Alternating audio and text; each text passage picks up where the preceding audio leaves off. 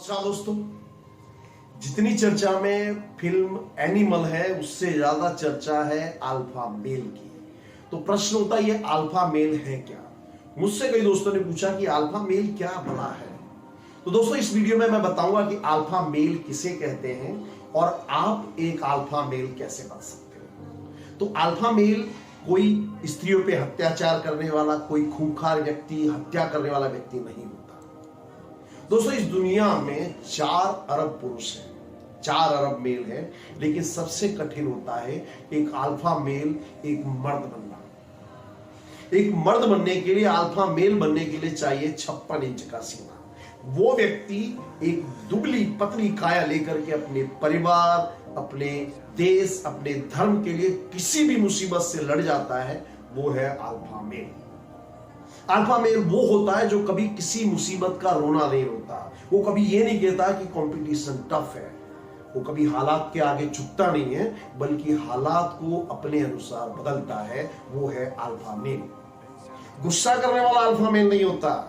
Alpha male होता है गांधी जी जैसा दुबली पतली काया वाला व्यक्ति कि जिसे चलती हुई ट्रेन में से फेंक दिया जाता है तो गुस्सा नहीं करते, बल्कि अपने गुस्से को पालते हैं और उसी गुस्से के दम पे वो ब्रिटिश साम्राज्य को उखाड़ करके फेंक देते हैं। वो होता है अल्फा मेल।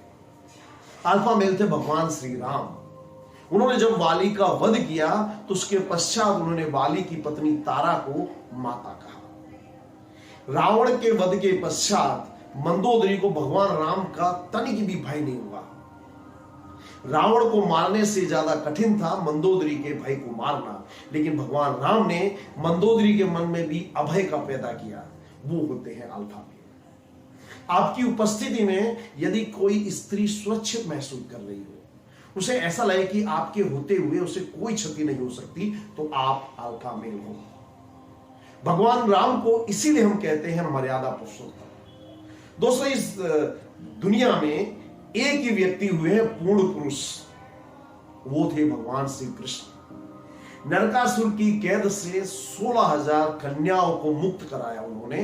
तो सबसे बड़ा प्रश्न था कि उनके लिए समाज में कोई स्थान नहीं था, वो जाए तो जाए कहां। ऐसे में भगवान श्री कृष्ण आगे आते हैं, उन्हें अपना नाम देते हैं, अपनी इज्जत, अपनी शोहरत देते हैं। कोई भी स्त्री किसी अन्य स्त्री को बर्दाश्त नहीं कर सकती, परंतु 16,000 कन्याओं ने भगवान श्री कृष्ण को अपना सर्वस्व माना, अपनी पूरी श्रद्धा और विश्वास दिखाई। तो दोस्तों श्रद्धा और विश्वास की यदि कोई सीमा है तो वह भगवान श्री कृष्ण। अल्फा मेल होता है एक सामान्य व्यक्ति जो दिवाली की सेल करने के लिए 10,000 रुपए के लेकर के निकलता है, मॉल में जाता है, सबसे पहले अपने परिवार के लिए सब कुछ खरीदता है और अंत में बचते हैं मात्र 500 रुपए। उसके बाद वो मॉल के सबसे सस्ते कपड़े वाले डिपार्टमेंट में जाता है और एक टी शर्ट के ऊपर प्राइस टैग देखकर मंद मंद मुस्कुराता है।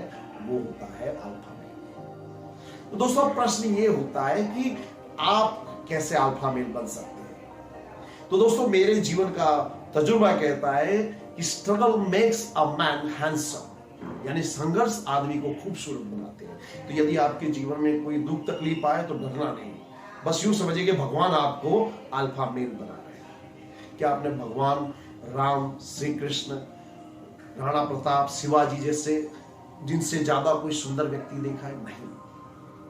इन व्यक्तियों को, इन महान लोगों को उनके संघर्ष ने महान बनाया था। तो दोस्तों अल्फा मेल का सबसे पहला लक्षण होता है टारगेट। हर अल्फा मेल, हर पुरुष के जीवन में एक टारगेट होना चाहिए और एक टारगेट पूरा करने के बाद उसे दूसरा टारगेट सेट करना चाहिए।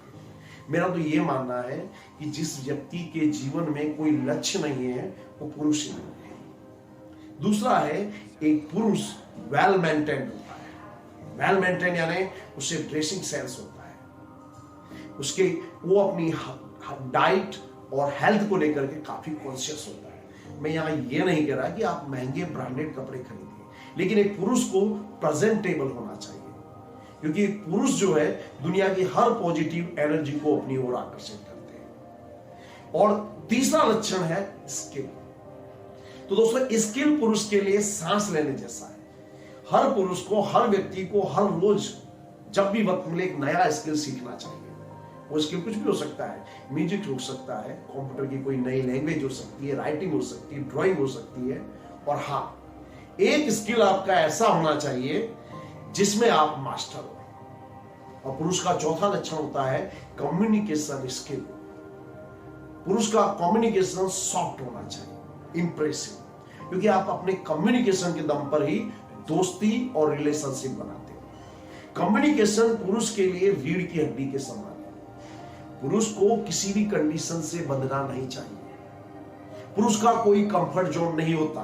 पुरुष ये संघर्ष के लिए बने होते हैं। भगवान राम, कृष्ण, शिवाजी, राणा प्रताप, इन्होंने अपना कंफर्ट जोन छोड़ा, कंफर्ट लेवल छोड़ा, तब जाके इतने महान बने।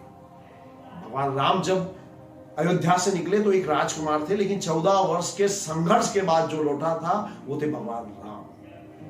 और सबसे बड़ी बात, पुरुष कभी इश्क, लड़की या सफलता का पीछा नहीं करते। ये चीज उनकी ओर आकर्षित होती है। They don't chase, they attract. इसलिए मैं दोस्तों आपसे कहता हूं कि अपने भीतर वो सारे गुण पैदा करिए जिससे आपके परिवार को, आपके माता पिता को आप पर गर्व हो। जय हिंद, जय भारत।